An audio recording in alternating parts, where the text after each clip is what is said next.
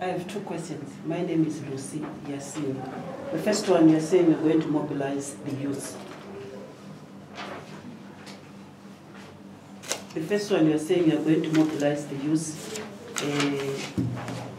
Again, if the ruling that comes out tomorrow is not in favor of what you believe should be, is that not incitement? Number one. Then the second question is, you are calling on the international community, SADC, AU, and the other international bodies to assist Zimbabwe in this constitutional stalemate as well as addressing the Zimbabwean issue. We've had instances, 2008, 2018, and up to today, where you are the same people who have been complaining that SADC and AU are toothless dogs. How so now we are inviting them to come and assist? Well, I've never said that SADC is a toothless dog. No, not you specifically, yeah, so but as opposition. I will limit myself to what I believe in. And the situation that we are faced with at the moment, as far as we are concerned as young people of this country, is that we need the cooperation of everybody. You see, when you look at the military junta that we have in this country as a government, they have attempted to portray themselves as people that are reforming or that are on the route to reform. And I think as Zimbabweans, we've done everything that we're supposed to do within our means, which is to vote. And we voted overwhelmingly for President Chamisa. And when the military steps in to stop the people's will from prevailing, where else should we turn to? Our struggle has never been a violent struggle. Our struggle remains a very peaceful struggle. And the reason why we are calling upon this board is for them to realize that the continued enjoyment of peace in this country rests on their ability to be able to intervene and solve the crisis at hand. This is a difficult problem to solve. Zimbabweans alone cannot be able to solve this military factor. We have not had a direct military interference in the running of this country. Mugabe was using the military before, but it was not as they are being used today. We actually have most of the people that were in the military now serving in government. So this is a unique case that would require each and every individual and each and every body to come in on board and then be able to assist the people of Zimbabwe. So we are calling upon them because at the end of the day, the lives of the people of Zimbabwe, the lives of Zimbabweans matter. The peace that we have in this country matters. And also the economic stability of this country matters. There's no way the political legitimacy in this country can be solved without necessarily involving SADC, without necessarily involving AU, and without necessarily involving the international community. This is a cry. If they fail to heed our cry for them to intervene, then so be it. On the issue of incitement, we are not inciting anyone. We are simply saying that as young people, we have made a decision that we want President Chamisa to be the leader of this country. And we made a decision, but we went further to vote for him. And all we are asking for is for the powers that be to give us a chance to live normal lives as young people in this country, to give us a chance to get jobs, to give us a chance to enjoy. We live only once. And we are appealing to everybody that we are appealing to Mnangagwa. We know for the fact that Mnangagwa understands and accepts that he lost in this election. And why can't you not just let it go? So it's not incitement. We will not incite anyone. But we are saying we have the powers as young people. If we voted, why can we not just again show it by show our force, show our strength by demonstrating as an example, show our force by praying, show our force by going all over the place, going all over the country, showing that as young people, we do not accept this government, we do not accept Mnangagwa as the leader of this country. In addition to that, we said we are not limiting ourselves to the outcome of the court. We have structures all over the country, from provincial level, constituency level, up to the street committees. We have structures all over the country. So what we are saying as this committee, we are representing millions of young people out there. So despite the court outcome, we are going to mobilize people because the young people, their will, we are representing the will of the people. So if we feel that the will of the people is not recognized, we are going to mobilize the people. And we are saying, despite the court outcome, ZEC is not competent enough to run elections. It has been shown by the results, even the announcement, the errors, which are intentional errors. They could even read what they've written when announcing the results. So we still feel that ZEC is not credible to run elections despite the court outcome. So we are not limiting ourselves to the court outcome, but we are going to mobilize young people so that we have elections which are free, credible, and fair at the end of the day. A follow-up to your question, Tafsmane from Slime. You are saying you have structures countrywide, and at the moment after the results were announced, you seem not to have V11 forms from other polling stations also when you have structures around the country. Don't we have V11 forms? It has been confirmed that they are not enough to fairly represent all the polling stations from the 11,000 polling stations countrywide.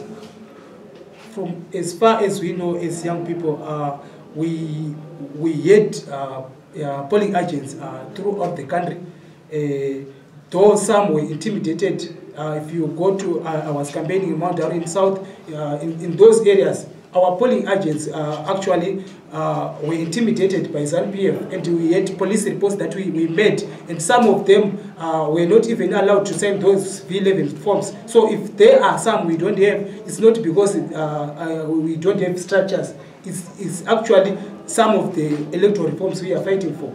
That there was intimidation, the use of traditional leaders which were being used to intimidate our polling agents, the use of ZANU-PF. There's a lot that happened during the elections, which we might not want to go into details at this press conference. Other questions? Yes. Okay, my name is Munashe. My question is, after the 1 August incident, do you think you're going to conquer concrete result after the Concord ruling? You're going to what?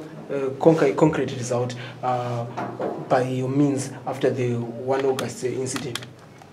You mean if the court, the ruling does not go in our favor? Yeah. Yeah, we have said, we are clear that we are not only limiting ourselves to demonstrations again. Demonstrations is going to be just one of the ways we're going to show our strength as young people and to show our disapproval of this government.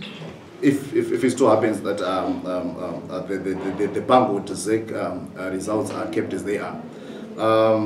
There are several things that we're going to be doing as young people in this country.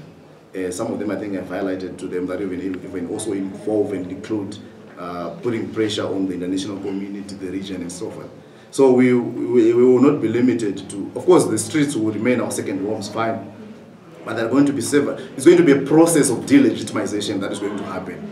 So ZANU-PF should brave itself for a delegitimization process that's going to be led by young people in this country. So we are certain that no matter how long it will take us, we will be able to continue with this process until Zimbabwe gets a government that it deserves.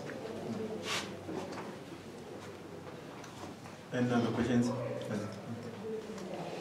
As NERA, there was a time when the momentum was high, you were pushing for electoral reforms, and then you just went down. Now you are visible, you are now coming out in the open. Why have you been so quiet? Because there are certain quarters out there that believe you are a reactionary organization.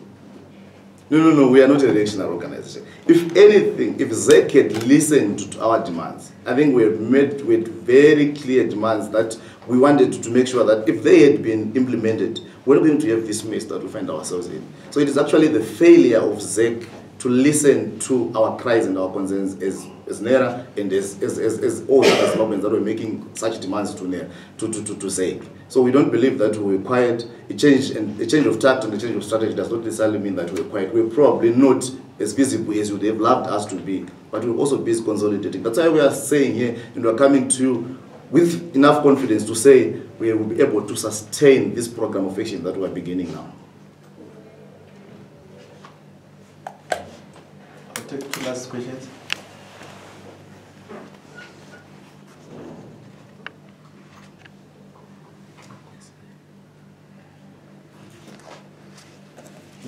This one.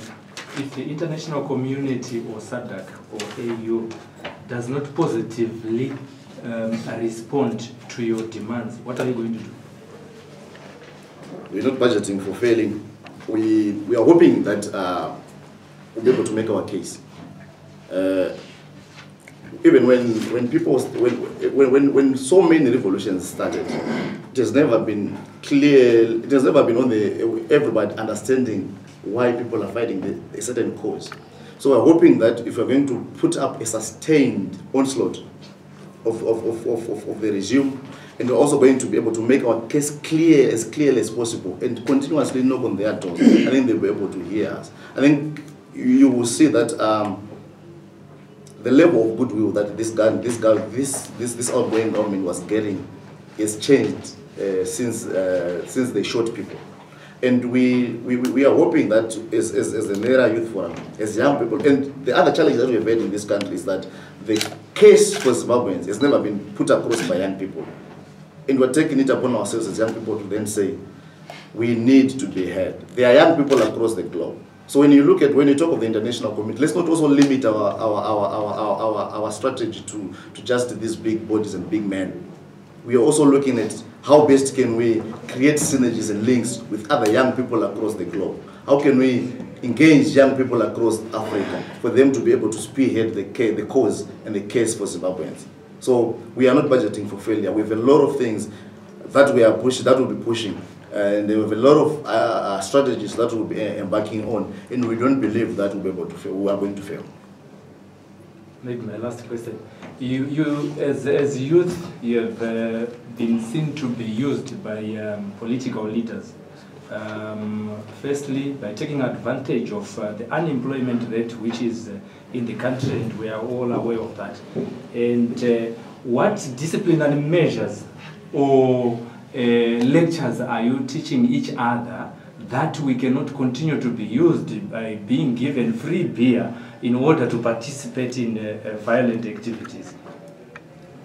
Well, the starting point is us coming together as young people is for us a good starting point, because we realized that as young people, there's nothing that's going to come to us as long as we are not united, and there's nothing that's going to come to us as long as we do not know the agenda of why we are pursuing this struggle. So it's a journey. It's not going to be a one-day event where people will be able to appreciate and understand that it only takes us as young people to liberate ourselves as young people.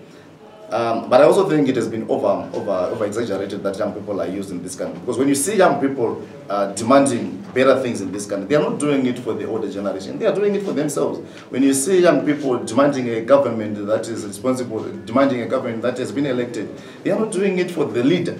We are doing it for ourselves. We are the ones that have been struggling for this long. We are the ones that are out of employment. We are the ones that are failing to get married. We are the ones that are failing to finish our studies. So when we begin to talk and ask key questions, and we begin to ask critical questions, we are not doing that for anyone, but we are doing it for ourselves, because we believe if all things being equal, we still have more years than any other grouping in this country because of our age. But obviously, when we begin to question when we begin to bring up such issues, people are quick to say we are doing it for money, or we are doing it for anything. If anything, we are doing it for ourselves and the younger generation that is to come. Violently? No, we've never.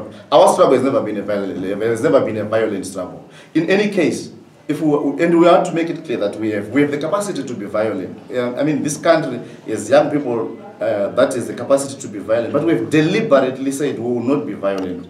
We've deliberately said we are not going to engage in violence, because we know that is what the NPF wants us to get to. That's the default mode that they want us to get into.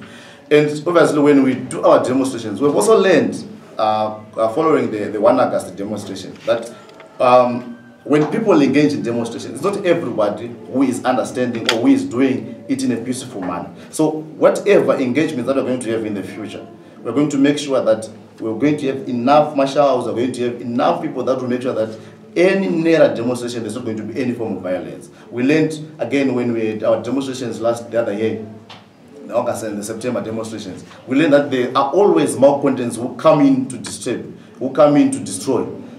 We do not seek to destroy this country. We do not seek to destroy property in this country, because in any case, we are the ones who are supposed to inherit this country. So we have never bordered our struggles around violence. Ours remain a non-violent, peaceful struggle that we believe will be able to take us to the promised land.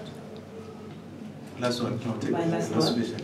The junta you made reference to is the same junta that Zimbabweans, the youths in particular, celebrated in November when they took over a government from the former President Mugabe. Why now that they are now speaking against them, saying we are not happy in what these are the same people that were celebrated, that they were heroes? Yes, we are not apologetic about the fact that we supported the military coup that happened in this country, young people in this country. We supported it on the basis that we wanted Robert Mugabe to leave office. Because as far as we were concerned, it was the first stumbling block towards the realization of democracy in this country. So the fact that we supported the junta in November does not give them the right to continue leading us when the people have stated clearly that they do not want to be led by this guy, by this junta. They played a part in November when they removed Robert Mugabe, and we appreciate that. But when the people of Zimbabwe have made a decision, as they did on 30 July, that they want a new government as led by Nelson Chamisa, they should also be able to do the same. We celebrated when they did it. We should also celebrate when people decided that Nelson Chamisa should lead us. So we should not be held at ransom because we supported the military when they removed Robert Mugabe. Thank you, ladies and gentlemen. Let's meet on the streets, and God bless you. Good day.